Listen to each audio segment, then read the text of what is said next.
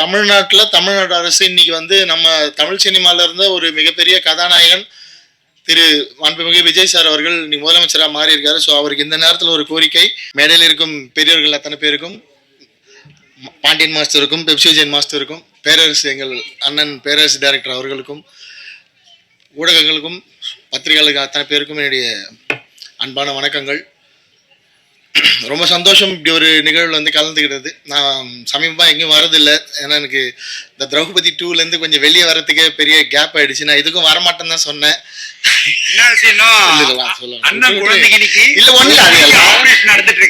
ஆப்ரேஷன்ல அவளுங்க அது பல்லுல ஒரு சின்ன பிரச்சனை.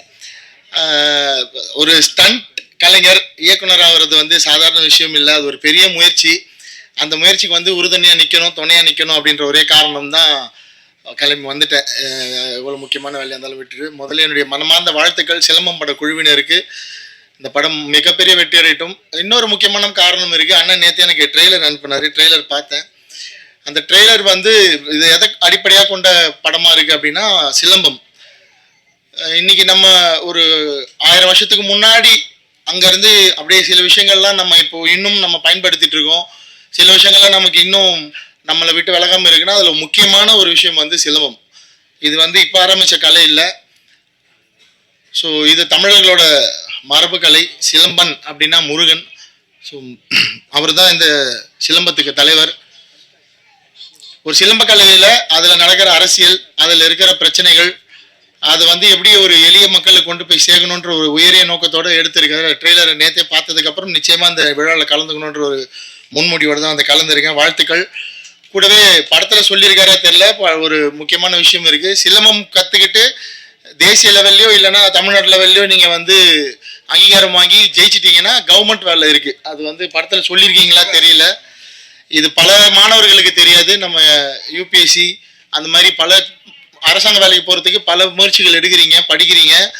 விளையாட்டிலும் அது முக்கியமாக சிலம்பத்தில் ஆர்வம் காட்டி சிலம்பத்தில் நீங்கள் வந்து வெற்றியாளர் இருந்தீங்கன்னா கவர்மெண்ட் வேலைக்கு போகலாம். 3% கோட்டா இருக்குது தமிழ்நாட்டில். சிலம்பம் அவ்வளோ முக்கியமான விஷயம். இது எனக்கு வந்து திரௌபதி படம் பண்ணுறப்ப தான் தெரியும். ஏன்னா அதில் என்னோட ஹீரோ வந்து சிலம்பம் கற்றுத்தர ஒரு வாத்தியார் தான், ரிச்சர்ட் சார் அந்த ரோல் பண்ணியிருப்பாரு. பாண்டியன் மாஸ்டர் தான் அதுக்கும் ட்ரைனிங் கொடுத்தாரு. 2 கையில் சிலம்பம் சுத்த கற்றுக்க சொன்னேன். ஒரு வாரத்தில் மாஸ்டர் தான் அந்த ட்ரைனிங்கும் கொடுத்தாரு. பாண்டியன் மாஸ்டர் இல்லாமல் எங்கள் எந்த படமும் நடக்காது. எல்லா படத்துக்கும் அவர் ட்ரைனிங் கொடுத்துருவார். 4 பேர் அனுப்பிடுவேன். மாஸ்டர் சொன்னார், எனக்கு வருத்தமாக தான் வந்து திரௌபதி 2 நான் ரிலீஸ் பண்ண டைம் தப்பு மாஸ்டர், என் மேலே தான் அது வந்து முழுக்க நான் வந்து ப்ரொடியூசர்கிட்ட ஃபைட் பண்ணி நாங்கள் ஒரு டேட் வச்சுருந்தோம், ஜனவரி 30 இல்லைன்னா ஃபெப்ரவரி ரிலீஸ் பண்ணலான்னு. ஜனநாயகன் டேட் மாறி இங்கே முன்னாடி பின்னாடி போனதால் அந்த பொங்கல்னு ஒரு பெரிய கேப் எடுத்ததால் ப்ரொடியூசர் வந்து பொங்கலுக்கு வந்துடலாம் அப்படின்னு சொன்னார். நான் சண்டை போட்டு எலெக்ஷன் வரைக்கும் நிப்பாட்டியிருக்கணும் அந்த படத்தை, இல்லைன்னா நான் சொன்ன டேட்டில் வந்திருக்கணும். அது தப்பு. நிறைய விஷயங்கள் சினிமாவில் கற்றுக்கிறேன். முதல் தடவையாக நான் அந்த தோல்வியை பார்த்துட்டு தான் கற்றுக்கிட்டேன். அது ரொம்ப வருத்தமான விஷயம். அதுவும் அதுலேருந்து வெளியே வரல. ஏன்னா ரொம்ப கஷ்டப்பட்டு எடுத்த படம். இன்னைக்கு சினிமா வந்து முன்னாடி ரசிகர்கள் இருந்த மாதிரி இல்லை. இன்னைக்கு சினிமா வந்து இன்ஃப்ளூயன்சர்ஸ் கையில் இருக்குது. ஒரு படம் வந்து எப்படி ஓடணும், ஓடக்கூடாது, யார் படம் ஜெயிக்கணும், இதெல்லாம் வெளியே இருந்து இன்ஃப்ளூயன்சர்ஸ் முடிவு பண்ணுறாங்க. முன்னாடி வந்து விமர்சகர்களும் பத்திரிகையாளர்களும் வந்து நல்ல விமர்சனம் கொடுத்து படங்களை ஜெயிக்க வச்சாங்க. இன்னைக்கு அவங்களையும் தாண்டி சோஷியல் மீடியா இன்ஃப்ளூயன்சர்ஸ் கையில் போயிடுச்சு. அது இன்னைக்கு ஒரு மிகப்பெரிய ஒரு சக்தியாக தான் இருக்குது. அது நல்லதா கெட்டதா தெரியல. ஏன்னா நிறைய படங்கள் ஓடுறதும் அந்த சோஷியல் மீடியா இன்ஃப்ளூயன்சர்ஸ்னால தான். சில படங்களை வந்து முடிக்கணும் சித்தாந்தமாக அதை வந்து முடிவு பண்ணிடுறாங்க முன்கூட்டியே. அப்படி எனக்கு நிறைய நடந்திருக்கு திரௌபதி 2ல்.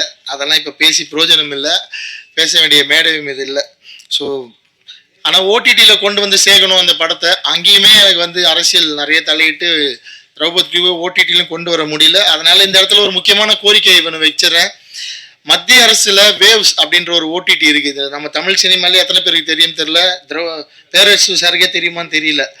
அரசாங்கத்தின் சார்பில் 2024ஆம் ஆண்டு வேவ்ஸ் அப்படின்னு ஒரு ஓடிடி பிரச்சார் பாரதி அஃபிஷியலாகவே லான்ச் பண்ணி இன்னைக்கு அதில் வந்து ஆயிரக்கணக்கான படங்கள் இருக்குது.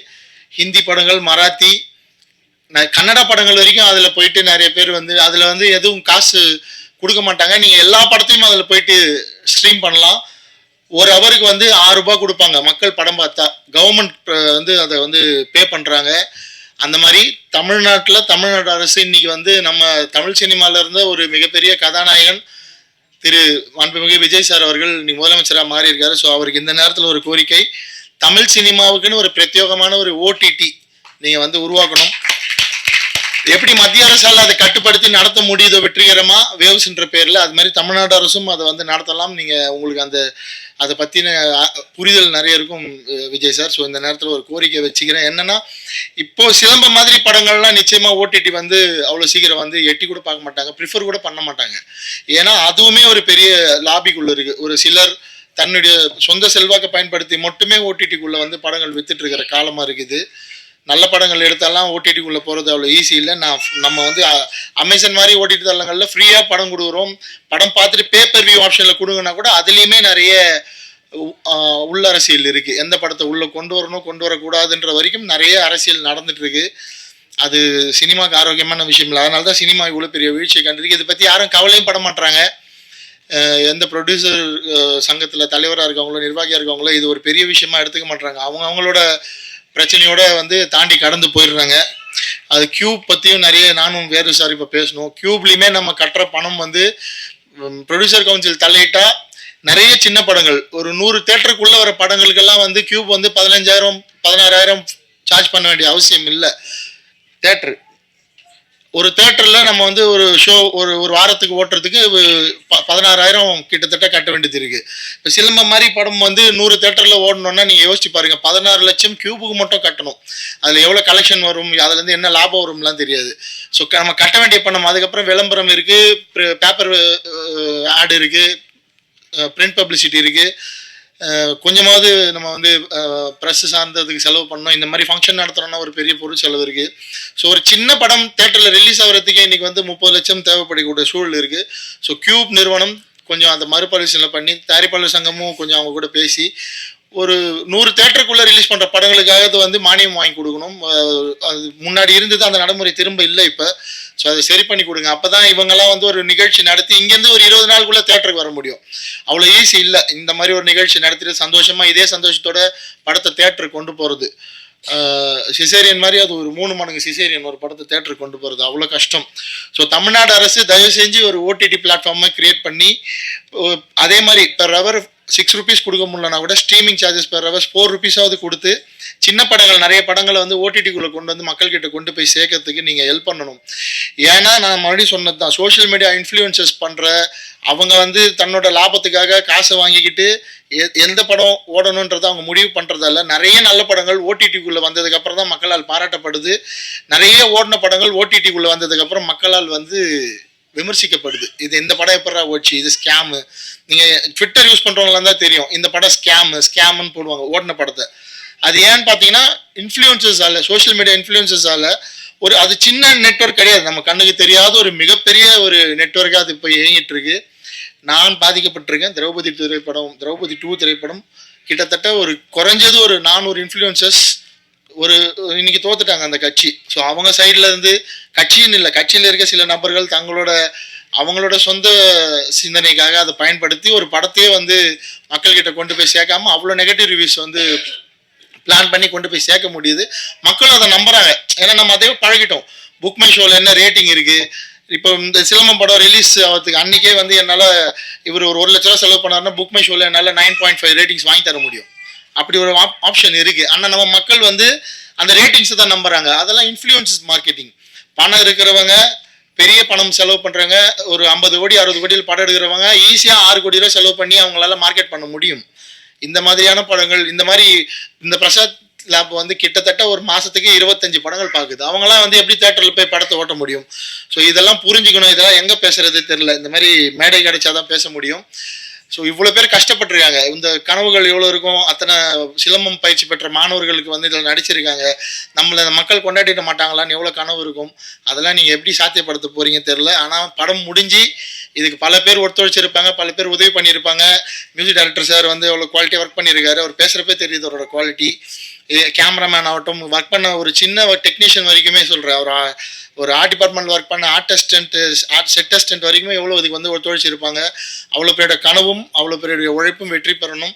அதுக்காக கொஞ்சம் இந்த இன்ஃப்ளூயன்சஸ்லாம் உங்களோட பர்சனல் சித்தாந்தங்கள் அதெல்லாம் வச்சுட்டு எல்லா படத்துக்கும் வாங்குற மாதிரி பேமெண்ட் வாங்காமல் இந்த படங்களுக்கு கொஞ்சம் சின்ன பேமெண்ட்டாக நீங்களும் ஸ்லாட்டை மாற்றி இவங்களையும் கொண்டு போய் ஒரு ட்விட்டரில் சிலம்பம் பற்றின ஒரு ட்வீட் போடணுன்னா நீங்கள் வாங்குற பேமெண்ட்டை குறைச்சிக்கோங்க. நீங்கள் நல்லா இருக்கணும்னா சினிமா நல்லா இருக்கணும். சினிமா தான் உங்களுக்கு வந்து சோறு போடுது. அதை வந்து மைண்டில் வச்சுக்கோங்க.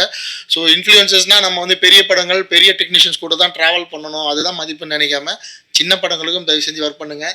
தமிழ்நாடு அரசும் தயவு செஞ்சு ஒரு ஓடிடி ஓப்பன் பண்ணி சினிமா வாழ வைங்க. நன்றி, வாழ்த்துக்கள். மறுபடியும் சிலம்பம் படம் மிகப்பெரிய வெற்றி அடையட்டும். அத்தனை குழுவினருக்கும் உழைச்ச அத்தனை பேருக்கும் தயாரிப்பாளருக்கும் கலந்து வாழ்த்த வந்த அத்தனை பேருக்கும் என்னுடைய மனமார்ந்த வாழ்த்துக்கள்.